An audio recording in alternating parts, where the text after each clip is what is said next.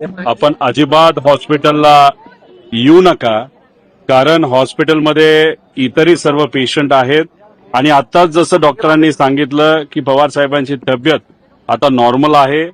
ICU मध्ये पवार साहेब नाही आहेत, एका प्रायव्हेट रूम मध्ये आहेत.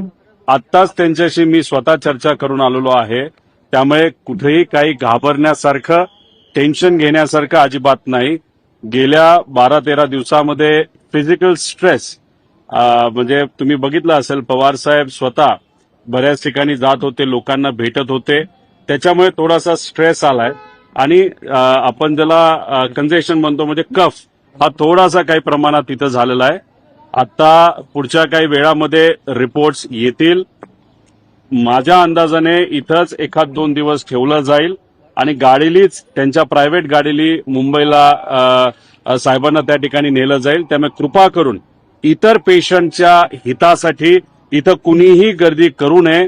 पवार साहेबांना कोणालाही त्या ठिकाणी भेटता येणार नाही, कारण का इथल्या हॉस्पिटलचा प्रोटोकॉल हा योग्य पद्धतीने फॉलो केला पाहिजे असं सुप्रियाताईंचं आणि आमच्या सर्वांचंच त्या ठिकाणी मत आहे.